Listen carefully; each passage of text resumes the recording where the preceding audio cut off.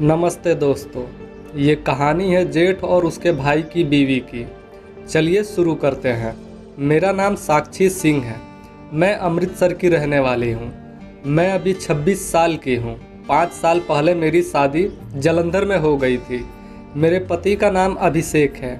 शादी के पहले मैं बला की खूबसूरत थी। मेरे बड़े बड़े काले काले बाल, गोरे गोरे लाल गाल, बड़ी बड़ी आँखें और सुडौल मेरा सख्त जिस्म जो बहुत ही मस्त थी।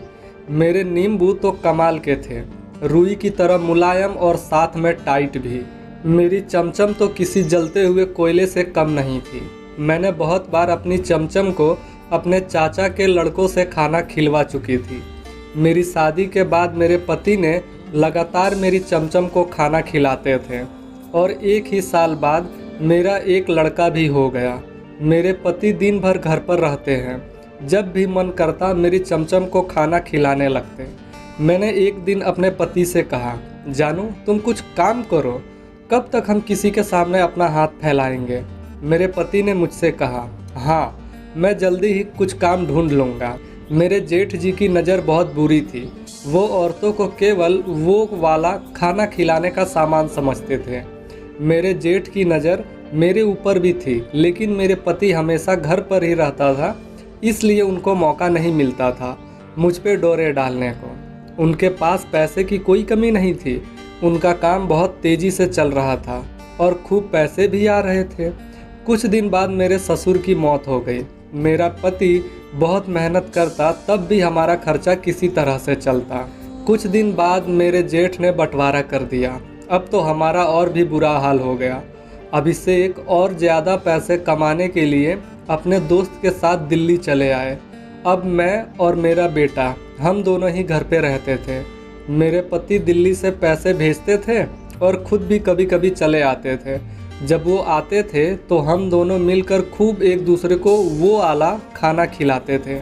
हम एक एक दिन 5-6 बार वो वाला काम कर लेते थे, लेकिन उनके जाने के बाद मेरी चमचम में सूखा पड़ जाता था। मेरे पति के परदेश जाने के बाद मेरे जेठ जी ने मुझ पर चांस मारना शुरू कर दिया था, लेकिन मुझे उन्हें देखकर नफरत होती थी क्योंकि उन्होंने मेरे पति को नौकरी नहीं दी थी। धीरे धीरे कुछ दिन बीता। अभिषेक घर आ गया। घर आते ही उसने मुझे गोदी में उठा लिया और बिस्तर में ले गया। उसने बहुत दिन बाद मेरी चमचम को मज़े से खिलाया और खूब पिया भी। थोड़े ही दिन बाद अभिषेक फिर से बाहर चला गया। कुछ दिन पहले मेरी जेठानी अपने मायके चली गई और मेरे पति भी घर पर नहीं थे। रात का समय था। मैं लेटी हुई थी। दोपहर में ही मेरे बेटे की तबीयत कुछ ठीक नहीं थी, लेकिन जब रात हुई तो उसकी तबीयत खराब होती गई। मैंने सोचा अब इतनी रात को किसको बुलाऊं। फिर मैंने अपने जेठ जी के कमरे के बाहर गई और उनको आवाज़ देने लगी। कुछ देर बाद वो बाहर आए। उन्होंने मुझसे कहा, इतनी रात को आई हो, क्या बात है? कहीं तुम अपना अकेलापन तो दूर करने नहीं आई हो? मैंने कहा, नहीं, वो मेरे बेटे की तबीयत खराब है। आप साथ चलकर डॉक्टर को दिखवा देते तो ठीक रहता। रात भी हो चुकी है।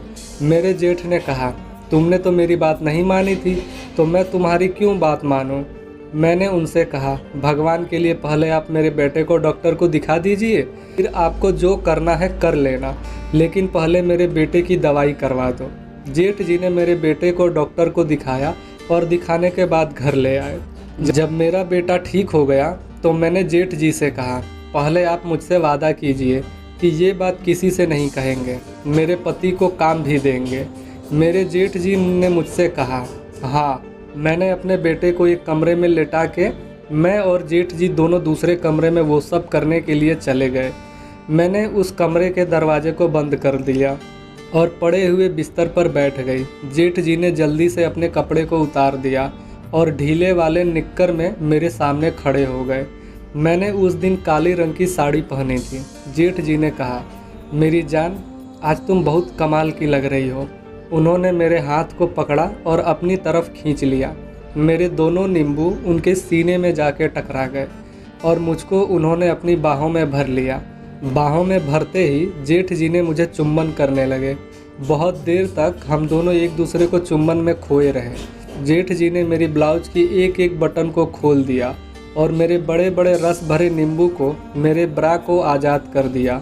मेरे पेट को पीते हुए, मेरी नाभि से होते हुए मेरी चमचम की तरफ बढ़ने लगे।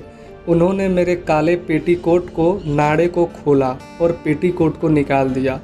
अब मैं अपने जेठ जी के सामने पूरी तरह से बिना कपड़ों के हो गई थी। मेरे जेठ जी ने मुझे बिस्तर पर लिटा दिया और मेरे पैर की उंगलियों को चूसने लगे। धीरे धीरे मेरे पैर को चूसते हुए मेरे जांघ की तरफ बढ़ने लगा। वो मेरी जांघ से होते हुए मेरी चमचम के पास पहुँचे।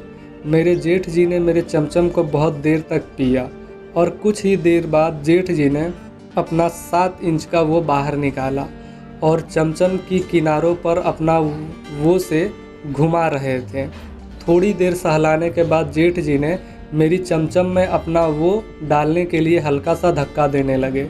जेठ जी ने एक बार फिर से जोर लगाया और बाकी बचा हुआ वो भी चमचम की गहराइयों में चला गया। 1 घंटे तक वो सब करने के बाद जेठ जी का रस निकलने वाला था। उन्होंने मेरे चमचम से अपना वो को निकाल लिया और मेरे मुंह की तरफ अपना वो करके 61-62 मारने लगे। कुछ देर में हम दोनों शांत हो गए। उस दिन तो बहुत मज़ा आया। उस रात के बाद मैं बहुत बार अपने जेठ जी से वो सब की और मैं उनसे पैसे भी ले लेती थी। मैंने अपने पति को घर बुला लिया। अब तो मैं दिन में अपने जेठ जी से और रात को अपने पति से वो सब करने लगी। इस तरह से मेरी कहानी पूरी होती है। ऐसी ही मज़ेदार वीडियो के लिए गुनगुन को सब्सक्राइब करके बेल आइकन को दबा लीजिए।